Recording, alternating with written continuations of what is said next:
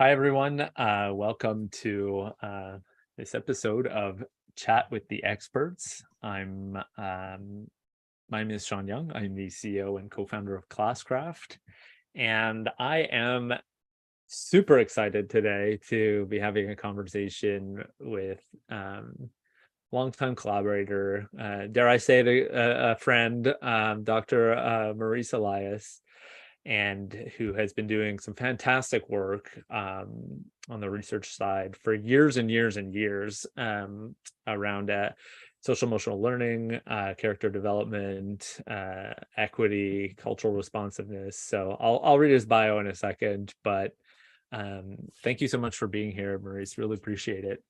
That's a pleasure. I always enjoy our conversations. Likewise. And hopefully our listeners and our viewers will also enjoy it. Hopefully. Yep.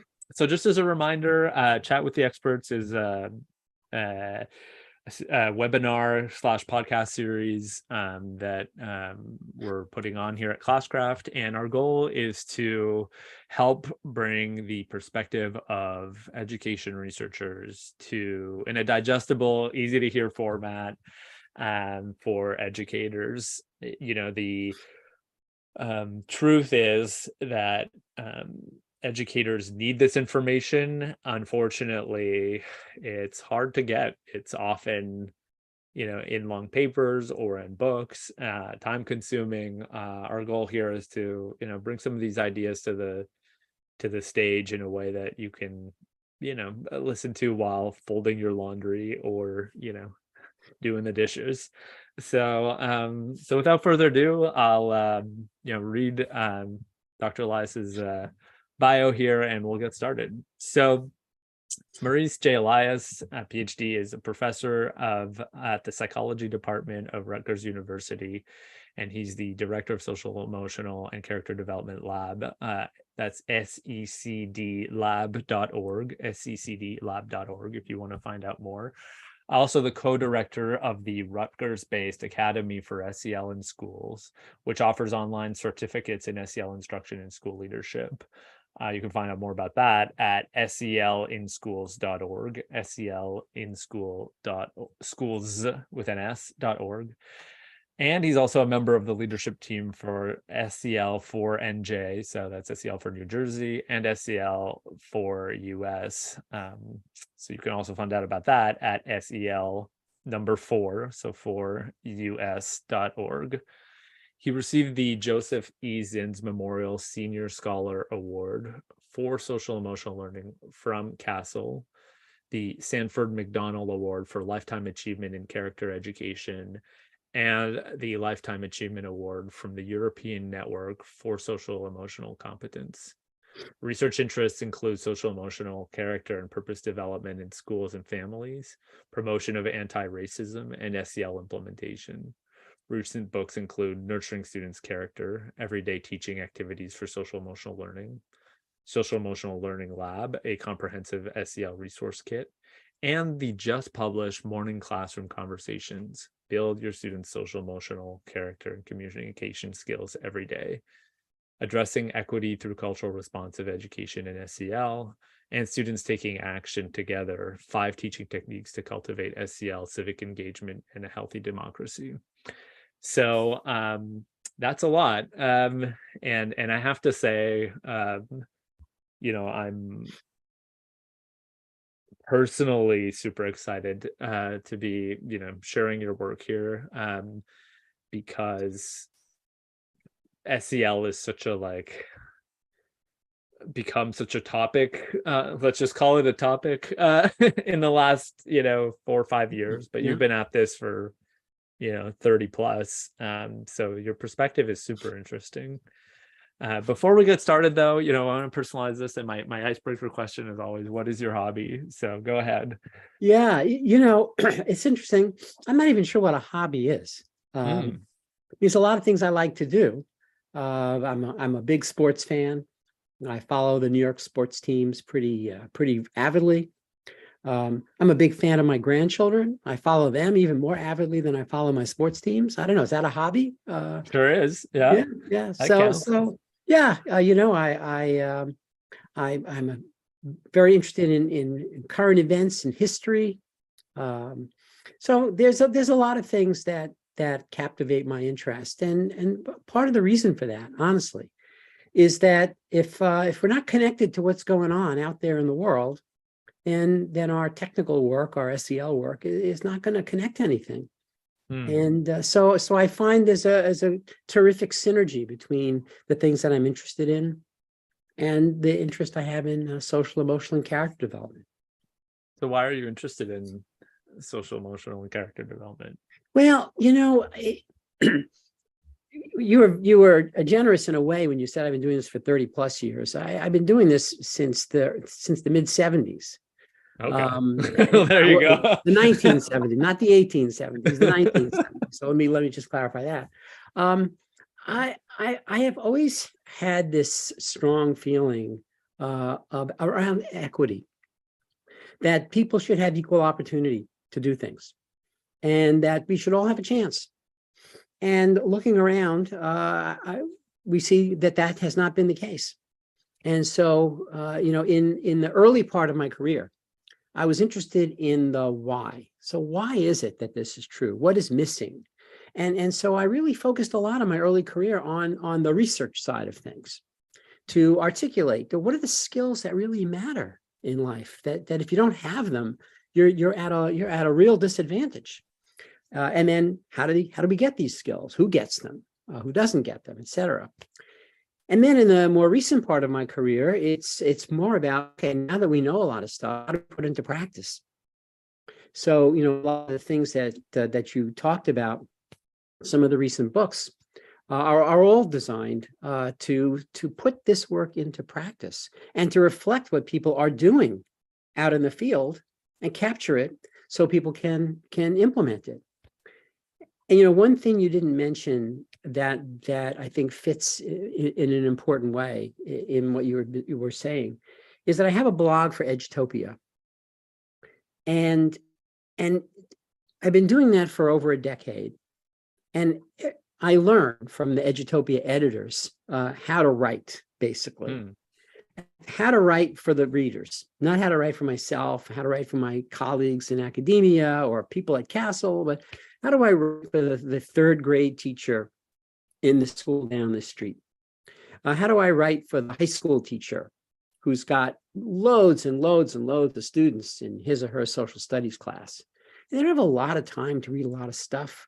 They're not going to go start reading research articles, things like that. Yeah. So that's where I feel I'm at now. I'm not particularly invested in generating a lot of new knowledge.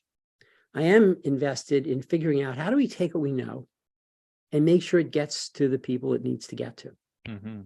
That's super interesting. I mean, I think that there's clearly a lot of need for that. And I kind of feel that way about SEL in general, of just like, if it's so new to so many people, or character education, whatever we want. We can have a little sidebar about, all these terms. Right. But whatever we want to call it, I think that there's we've been knowing about this for a long time. And I here in Quebec, we've implemented competency-based, mastery-based model for assessment and student development 30 years ago. And even then it was old. It was like, right. And it's like all these things are new now. But it's like, actually we've been, this is knowledge that we've developed in the 60s, the 70s, the 80s. There's always new stuff to develop, but like so much of our problems isn't, not knowing what works. It's actually being able to do what works, right? Well, one of my education blogs was actually about Ben Franklin and his recommendation Fascinating character for how to lead a moral life of good character. Mm-hmm. So this has been around for quite a while, and I think that's something that's important for people. This is not new. It's not a discovery. Researchers didn't find SEL. SEL's always been around. It's like oxygen in the air. I mean, it was there before we knew it was there and labeled it. The fact that we call it oxygen doesn't mean that the moment we made that name, it came into being, our air had this. And our social life has always had social, emotional, and character development. And so when people think it's some sort of a new thing and politicize it, that's just the biggest nonsense on the planet. So we also have to get people to realize that again, this isn't something that you're bringing into a school. It's there. It's there. It's in the kids' emotions. It's in their ability to set goals. It's how they handle obstacles. It's whether they have empathy for their classmates. It's whether they wait to raise their hand when their classmates are speaking. All of that connects to their SEL skills, and it was all relevant before we put a label on it. And over the years, we put different labels on it, just as you say, competency-based this, and social skills, and affective education, and character. There have been loads of 4 C's, blah, blah, blah, blah. Exactly, all these things. I mean, because people have recognized that they're important. SEL, I think, has just become the most comprehensive and maybe in a way urgent incarnation of all this. I think what our research has told us is that when you leave SEL out of education, you are leaving out what generates lasting learning. And we're seeing the consequences of that, as kids can do great on tests, but then they don't pass the tests of life. So what are we accomplishing when we do that? Not a lot. Well, and it's interesting because, I've been, I don't know if you've ever heard of Yuval Harari. I'm a big fan. And just this morning I was jogging, and there's a part in one of his books about the education system and how, assessment in a lot of ways is just a story, and the story dictates the reality, right? And so we've started to want to tell ourselves a story about what was successful for schools, and that became, you said, oh, we're going to just, get these marks so that we can know if we're succeeding. And all of a sudden that has become the point. And it kind of feels like, from what you're saying is, like there's a reckoning happening about what's the point of school, right? Like, yeah, is it just to get these marks? Like, and if that's the case, like, do these marks actually serve us? And, because I do think that, school for, the last 100 years did move towards like, hey, the goal of this is good grades, like, and I think maybe that's what we're realizing today. That's why it feels new, maybe. Yeah, maybe. Yeah. But as we look around our society, as we look around what's going on in the world, things are getting more complex. And in order to deal with them, our kids need to up their complexity. They need to be able to deal with nuance.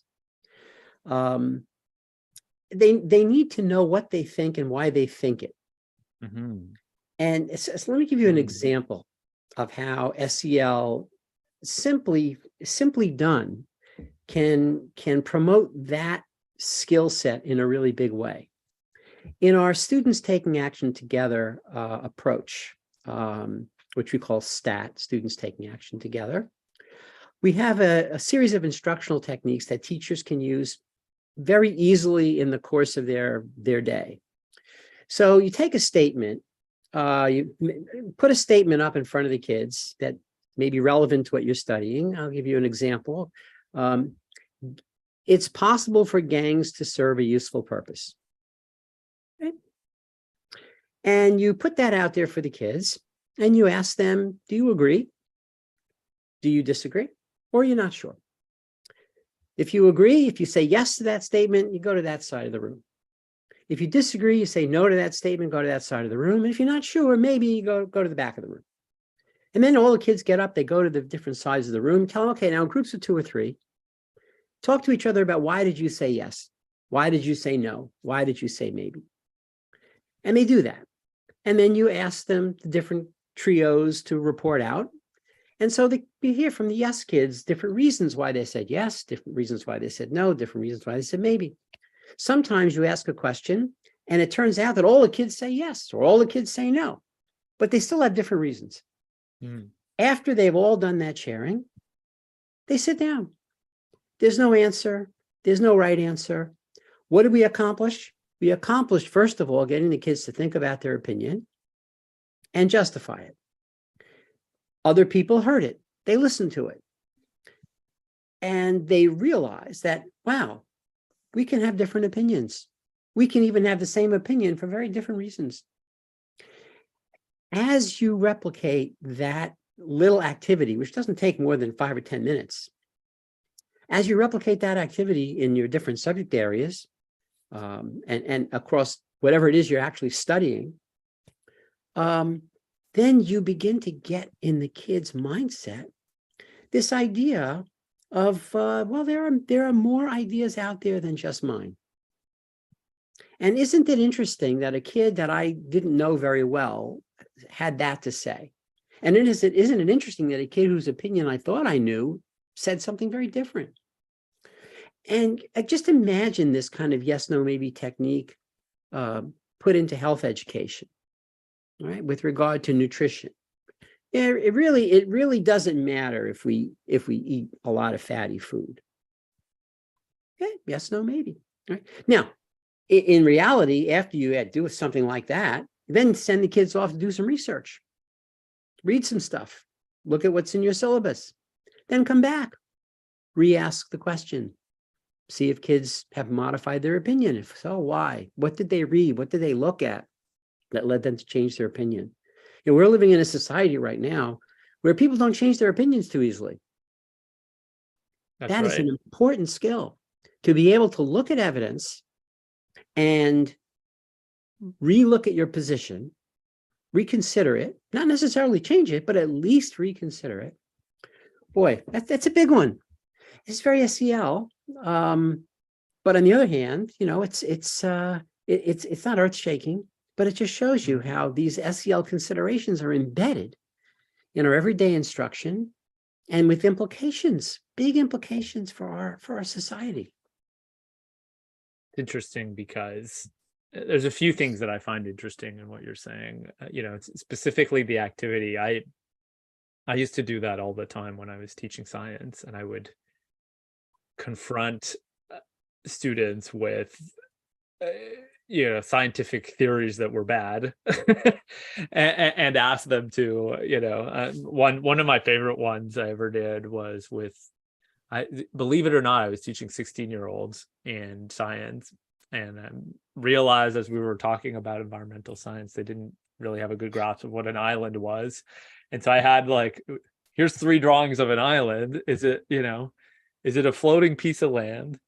Is it a little, pillar with a piece of land on top? Or is it a mountain on the bottom of the sea?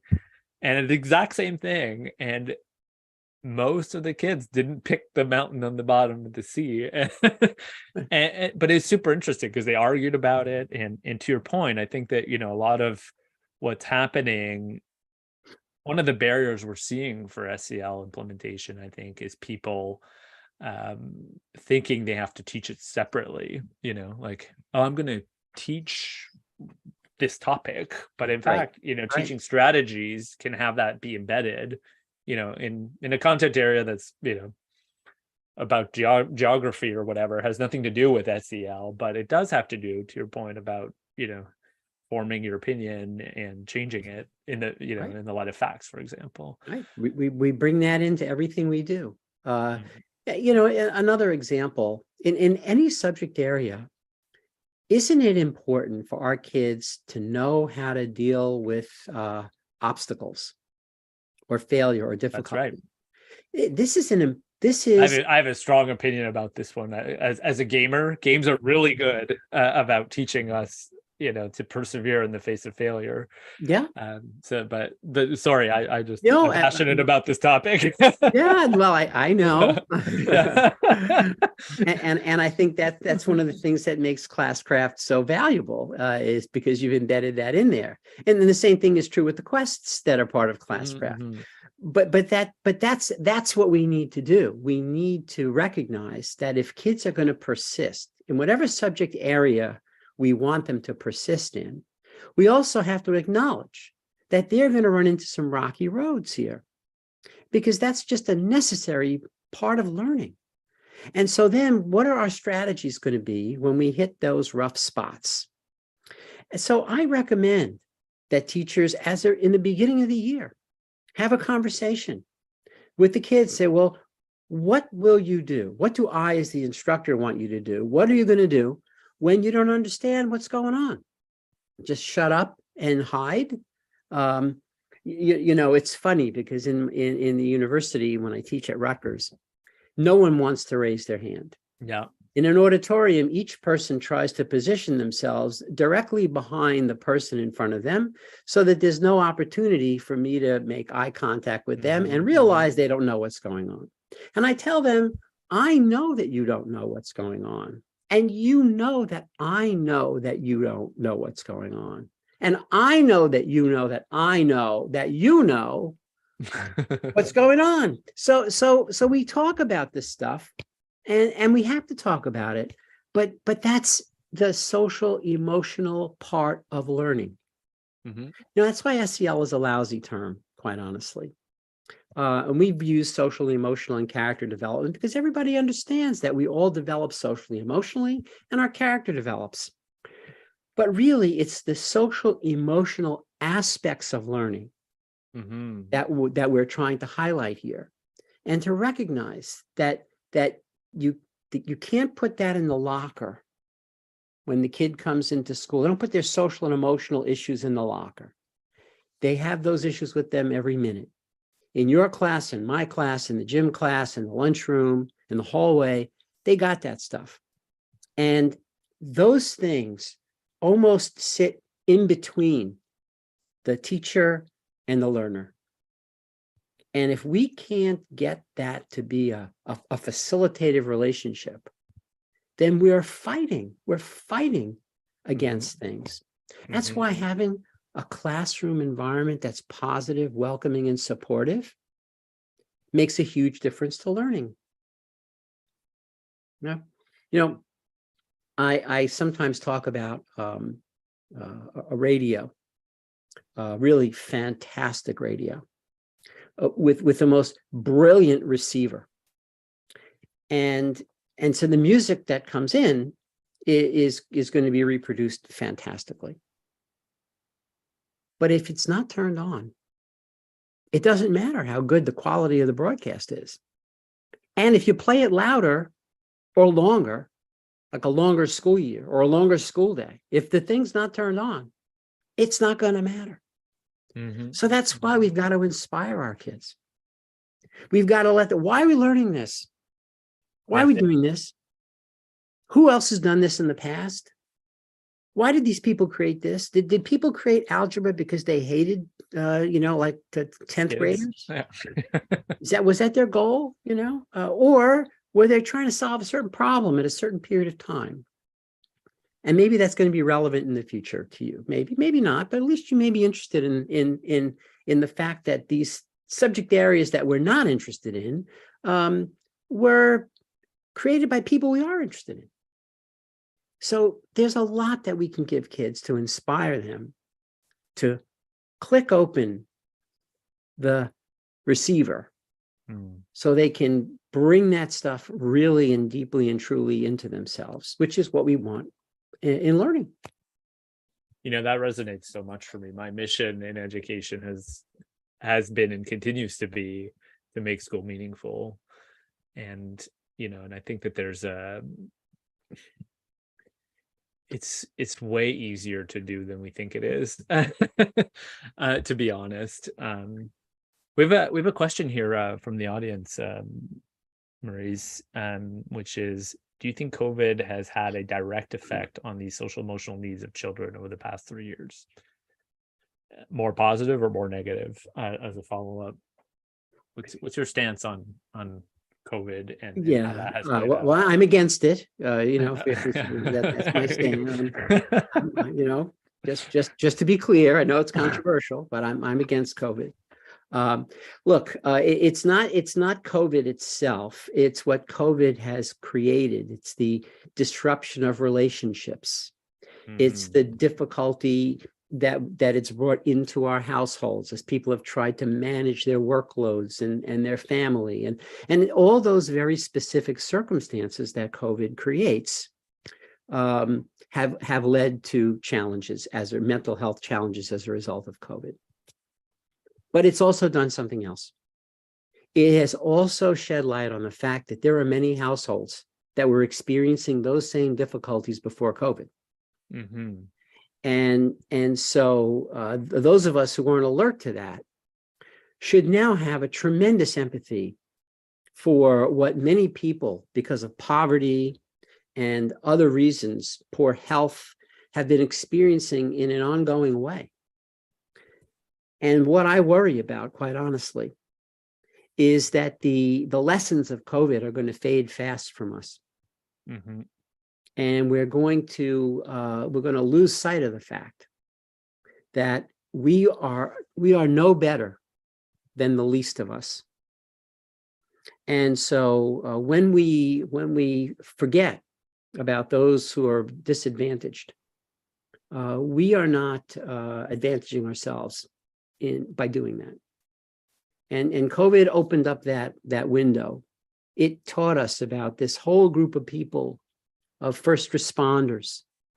It taught us how incredibly dependent we are on people who deliver things to us. It taught us about the importance of frontline healthcare workers and what they do and how they need to be supported. And that, our medical care and our health is not just a function of what the doctors do. I have a colleague, a recently retired Tom Santo school principal, who his pet peeve was about people that we call paraprofessionals. Mm. And he said that we have to call them super professionals because they do so much in support of education with the least recognition, the least pay. They get the most difficult circumstances, that they're really super professionals. They're not quasi professionals. Mm-hmm. And I think that's something that's important that COVID is trying to tell us, that we've all got equivalent importance. And if we start going back to this sense of hierarchy, that's not going to help our kids. Mm. Mm. So what are some of the issues we are seeing, Well, we're seeing the kids are pessimistic about the future, in part because things have happened to their family out of the blue. Yeah. Job changes, God forbid, death, severe injury, long COVID. I mean, the kids have just seen a lot of things and they feel like they have no control over them. So that's, and for some of those kids, it also that takes the form of anxiety, right? What's going to happen next? Mm-hmm. Mm-hmm. Right? So, schools become, in a way, like an oasis. 180 school days where kids can go someplace where they can be reasonably sure they're going to be cared for and supported, listened to and helped, and where they can be helpful. This is another part of social, emotional, and character development that we underestimate, how important it is to the mental health of our kids to be of service to others. That we get so much out of that. I may not be able to help certain circumstances, but I can help this. And we all need to be in a situation where we can be useful, valuable, and helpful. That's super interesting. Because you know Classcraft well, and one of the core differentiating things about Classcraft is that from an intervention perspective, students are on teams, and the interactions in Classcraft are designed to have them help each other out. And you win at Classcraft by helping your teammates, and it's been fascinating to see the student feedback in terms of like what motivates you in Classcraft. Like we survey kids and we've done so for years and years. And for some of them, it's, oh, I feel safe because, I know exactly what's expected now and I know how to win. For some of them, it's, I'm super motivated because I want cool swag, but very frequently I want to do well for my team comes out on the top. And and that's, I'm not, Classcraft isn't a research shop, or we're a platform, but that data point to me is super interesting and inspiring, and and I think under appreciated, and not about Classcraft, just in general. I think kids Absolutely. generally genuinely want to help each other out, and they just don't know, we're not giving them the opportunity to do that. But you and I have talked about this from the very beginning with regard to Classcraft. One of its great appeals to me, from where I sit, is the incentivizing, if you will, of collaboration. Yeah. And when we look to the future and think about what are we preparing our kids for, almost everything they do is going to be collaborative. Mm-hmm. It is a myth that you can be some individual genius and succeed completely by yourself at something.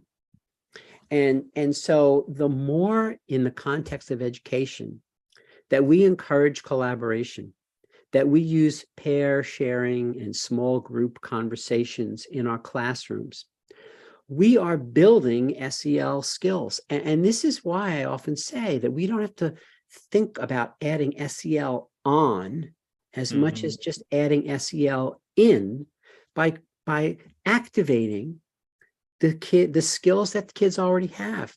So give me a chance to maybe I'll do some reflective writing about the question you asked, teacher, and then give me a chance to talk to a couple of classmates about it.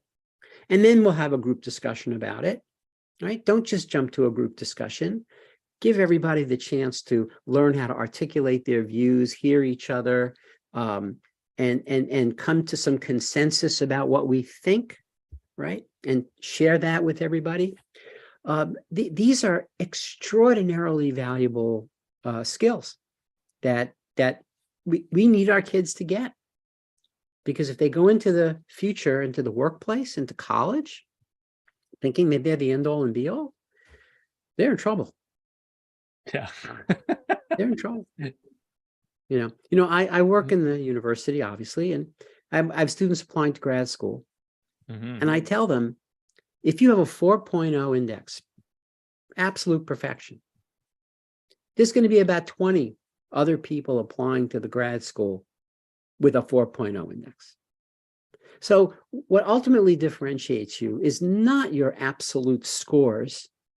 It's what you've done with your intelligence. It's what you've done with your abilities. And if we don't encourage that in the kids, we are shortchanging them. It looks good for us. Oh, look at our average scores. We're so unbelievably high. That's right. It's the story. Right. That's right. But what's interesting is, in a lot of communities, at the end of the school year, there's a newspaper article that says, look at all the fantastic colleges our kids have gotten into. Yeah. But what we should also have a year later is look at the fantastic colleges our kids have dropped out of. Yeah. It's going to be the same list, because the dropout rate's about 50%. And then the rate of kids, that rate is even higher from kids from lower socioeconomic circumstances where they have fewer resources to sustain them. So yeah, it's not about being smart. It's about knowing how to use your knowledge with other people, and ideally for some good things. That's where the character element comes in, right? I mean, I don't know that any of us would want to brag that we had a school full of really smart kids with really poor character. No, I don't think I want to put that on my, on that blurb on my school banner. Smart kids, not so good with character. This is the school for that. Nope. No, thank you. Well, and history shows us what that, as somebody who has been to Auschwitz 8 times, I used to bring students to Eastern Europe every year. Mm. That's what Nazism was, very smart people with no Right, no right, consideration right, for character and other right, people's well-being. right, right. And Um, let's not pretend that that's the past. That's the no, present. that's right. We need to always be aware of that danger. Right. And we have to do our best not to bring up kids that will fall into that pattern. And you Mhm. fall into that pattern when you think that you're the best, you're the brightest, you're the only, you're the most You know amazing, everything. That's you right. know everything, that you're better than other people, that there's a sort of a subclass of people, maybe quasi people, not even people. So this is also, again, what motivates my work around equity, because these are very harmful, very problematic beliefs at every level, at the societal level, at the interpersonal level, at the personal level. So we don't need our kids to fall into that kind of pattern. And when they're in a school where everyone feels that they have value, where everyone's able to make contributions, where we're hearing each other's opinions about things, and not always not agreeing, but having some respect for other people's opinions, having an interest in others' opinions, and learning how to, again, as we said earlier, modify my views because you know, that's all part of SEL, Hmm. part of learning in a social, emotional way that's promoting positive character development. So what's some of the research that's coming out of your lab right now? Well, our lab has shifted more into the dissemination aspect Yeah. than the research aspect. Mm-hmm. And so the students taking action together is a big part of what we are working on now.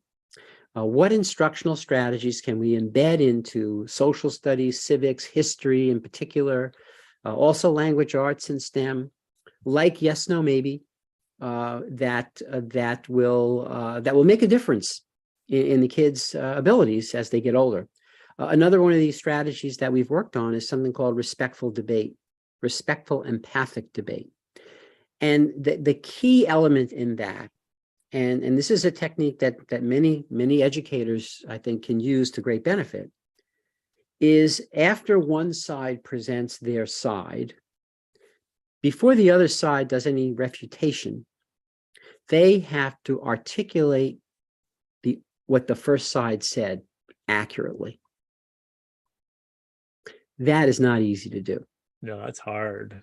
And especially because, when kids are in a classroom, When my wife and I argue, we try to do that, and it's a challenge. it's a challenge. And you're not going to do it perfectly, but you want to be able to be listening, How many kids in our classrooms are, when the opportunities to talk are coming around in the circle, they're not listening to what the other kids are saying. That's right. They're just waiting to say what they're going to say. And after they've said what they've said, they're like, ugh, and they're not listening to what's coming next. And yet our kids can be taught to walk and chew gum at the same time. They can learn how to retain their thought, but also listen to what other people are saying, and maybe even modify what they were going to say in light of what they've heard before. But that's a skill, it takes practice. And the respectful empathic debate format provides exactly that kind of practice. And that kind of debate can be used in any subject area, not just history. It can be used, for example, in language arts, to talk about how an author pursued a certain topic and whether or not you would have pursued the topic in that same way. Whether if you're reading a sequel, whether you would have written the sequel in that same way. And if yes, no, if yes, why? If no, why not? So there's tremendous versatility to these instructional techniques. So we're working on that. Well, it's like it's asking kids perspective and teaching them how to listen to other people's perspective, and ideally from there, maybe shift their own, or learn to be able to do that, right? And Ultimately. And that's what our lab is doing now, in a sense, is, okay, how do we get that to happen? We know it's important. We don't need another 50 studies telling us it's important. Or if other people for their careers want to do those 50 studies, that's fine. But I've done them. I'm happy with that. Let's move on. You're convinced. I'm convinced. So another really, you mentioned another book that reflects this, our work, Morning Classroom Conversations. Yes. So this is something that really took a hit during COVID, because during COVID, kids didn't have the opportunity for conversations on Zoom in the way they have them in person. So now that kids are back together, they need to build up their conversational skills. And so Morning Classroom Conversations sort of takes a page from the morning meetings of the responsive classroom program. And for middle and high school, it talks about 5 or 10-minute conversations you can have in your homeroom that will give kids skill and practice in having conversations. And at the same time, the topics of conversation turn out to be social and emotional skills and core values. So the topics are giving the kids SECD exercise, but then the act of conversing gives them more SECD exercise. And so you do these things in homeroom, you do them for 5 minutes, you do them every day, you do them 4 times a week, you do them 3 times a week, once a week, whatever it is. And the benefit accumulates to the kids over time. It's a little bit at a time. It's like a drip irrigation type thing, Well, just like practicing any skill, how am I going to get good at karate? Probably going to have to throw, 5,000 punches before, I've got the skill, Right. And if we can do it in a way that's not burdensome, and that's taking time that we're not particularly dedicating to anything else in homerooms or advisories, then it works. And we find that kids really like to have these conversations. They like to talk about the stuff, and they're interested in what their classmates are saying about things like this. Totally, of course. So one example, right? If someone were following you around for 30 days in the school, what would they say about you? And then having a conversation with kids about that. And then, of course, the corollary is, what if they were following you outside of school for 30 days? What would they say? And would those things be similar or different? Those would be 3 conversations. Kids get really interested in that kind of stuff. They want to talk about it. Sure, of course. Of course. And it gives airtime to the kids, which is valuable for getting them into the learning day. Once they sort of start talking, then they're more likely to keep talking in some of their classes. So again, this reflects a lot of what has been learned in research, cognitive research, emotion research, social emotional research. But how do we put it into feasible practice? And that's one of the mantras of our lab. How do we generate optimal, feasible practice? Right. Specific. Here's a question from the audience. So I'll segue off of that because it's a question about specific strategies. So, what specific strategies would you advise to help students not interject while others are talking? So, very specific problem, but probably one that comes up in these activities. Yeah, a mouth gag is really effective. Yeah, exactly. Yeah. But effective doesn't always mean appropriate. So, right. Honestly, this is where the SEL character nexus is important. There need to be conversations in our classroom about what's our classroom going to be like. How's our classroom going to work? How's our classroom going to operate? What are the rules and expectations? Let's generate, and rules can be not always the best term. Sure. Agreements, understandings that we all have about how we're going to do this. And interruption is an important thing. How are we going to handle it when someone else is speaking and we've got something we want to say? And when kids, violate that, which of course they will because they're kids and they're enthusiastic. If we've got these rules posted, then our first intervention is to point to them and say, remember, hey, we agreed to this. Yeah. Right. Yeah. And that's going to work most of the time. When you've got kids that persistently violate the rules, that kind of a rule, then that's a side conversation you need to have with the kid that basically says, we've got an agreement and you've been not following it. Tell me what the problem seems to be and how can we devise something that might work for you. And if that doesn't work, then you've got your school counselor, your school psychologist, because you've got maybe a more serious impulse control problem that you're dealing with. Mm-hmm. Mm-hmm. But that's the hierarchy. Make sure there are agreements about this that we've all decided on and understand.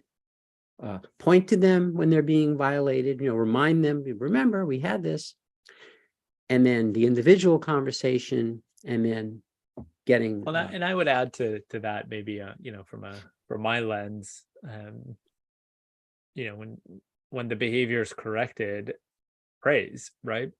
Okay. Hey, good job, you didn't interrupt this time around. Like, I'm glad to see that. I think that there's, I think we have to recognize the efforts and shout out, give shout outs on the proper behavior as well. Yep. That's core, right, to me. So, a lot of what you've been talking about is, relating to discourse and relating with, reframing your perspectives, debate, conversation.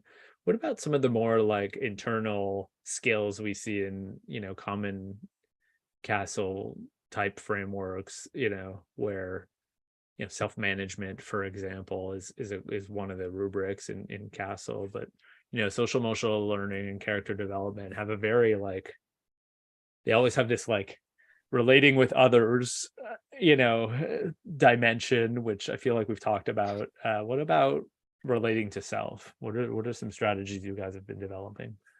Well, there are various dimensions of relating to self. One that I think we neglect a lot is purpose and goal setting. And this is the idea of the mantra that you alluded to it earlier, where we say in our team, inspiration needs to precede remediation. That we're often too quick to fix kids, and our kids are more, if you will, engaged when they know that they know their purpose, when they have goals. So, for example, one of the things that we ask kids to do, and sometimes we do this at the beginning of each marking period, and review and modify, is what are a couple of goals that you have to make yourself a better person? What are a couple of goals that you have to make your classroom or your group, if you're part of a group, maybe you're part of an orchestra, a band, a sports team, make your group better? What are a couple of goals you have to make your school better? And what are a couple of goals you have to make your community better? Those conversations are extraordinary conversations, because kids may think that they can make themselves better. They often don't think that they can make their classroom better. They rarely think they can make their school better. And they don't think they can make their community better. Yet each one of our students, especially from upper elementary up, each one of our students can do all four of those things. Now, not in earth-shaking ways necessarily, but they can do those things. And when your kids have goals and then they misbehave, there's an opportunity to say, how's that behavior going to get you to your goal? Mm-hmm. Mm-hmm. It's not my goal for you.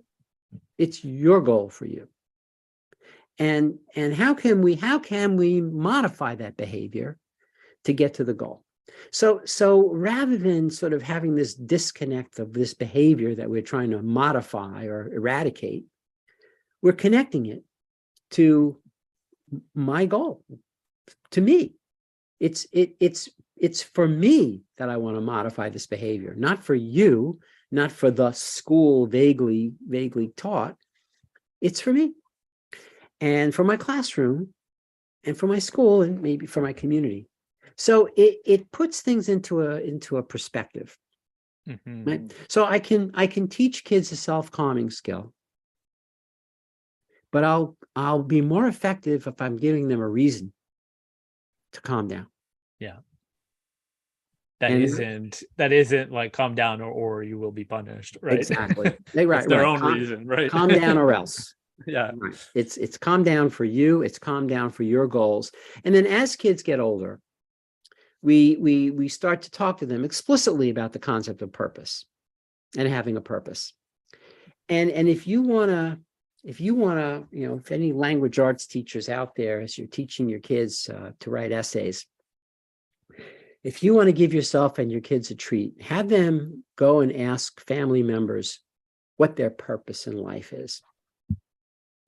They're going to get into some extraordinary conversations with grandparents and aunts and uncles and cousins and all kinds of people, and then have them write an essay about what they learned. And then that could be followed up by an essay that they write about their own purpose. The key with those things, though, is to have kids sharing these essays with each other, commenting with each other, engaging in writer's workshop with each other, because these kinds of conversations in the classroom change kids' relationships with each other. They find out the most extraordinary things about each other and about their backgrounds, and it's really extraordinarily compelling.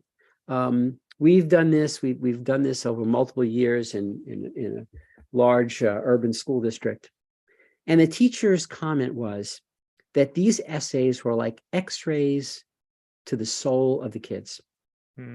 We didn't know what was in there. We didn't know what their aspirations were. We didn't know that they had this sort of budding sense of purpose inside them.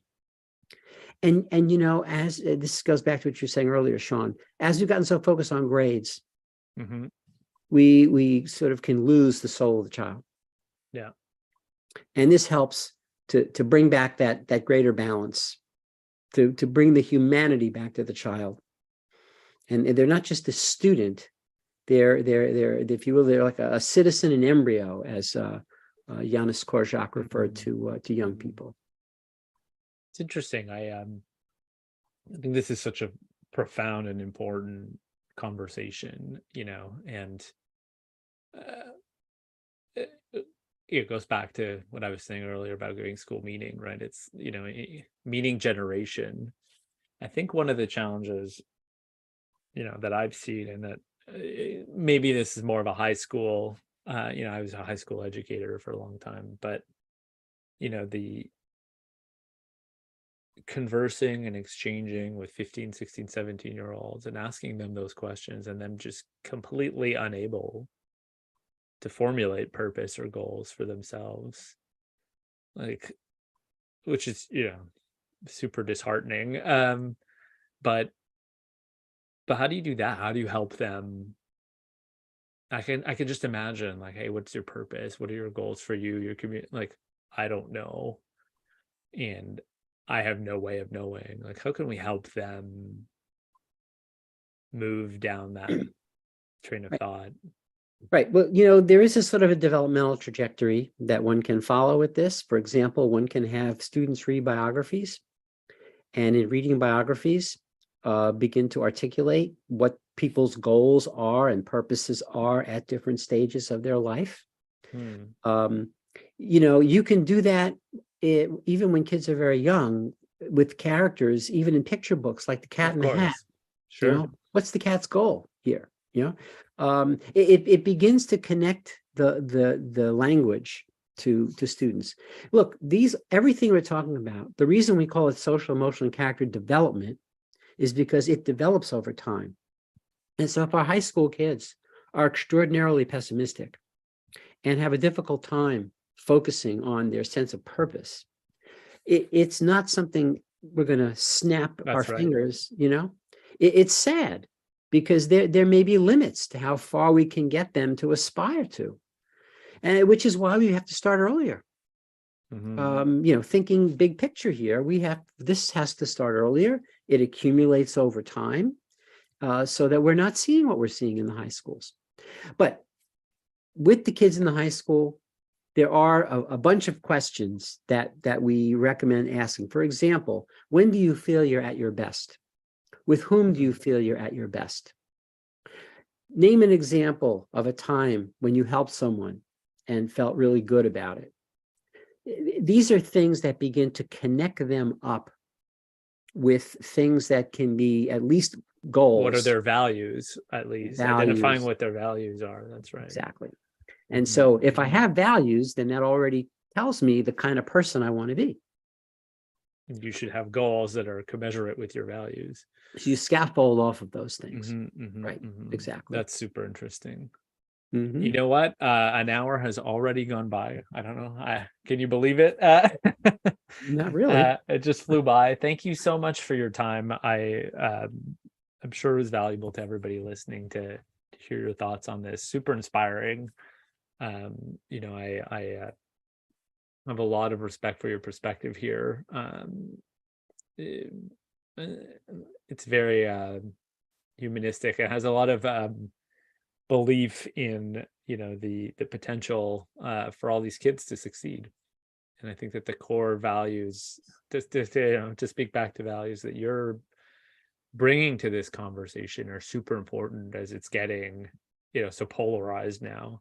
This topic these days has become political. So I really appreciate, you know, your perspective here in terms of just reframing this as our desire to help students, you know, and kids achieve their full potential. So that means a lot. Well, thank you for inviting me. It's always a pleasure to speak with you. Always a pleasure. Thank you. Thank you so much. Have a good rest of day. And I won't talk to you before Thanksgiving. So have a good Thanksgiving. All right. Thanks. Enjoy the hobby with the grandkids. Will Thanksgiving is part of that hobby, isn't it? It sure is. Sure is. Sounds good. Thanks, Maurice. Yep.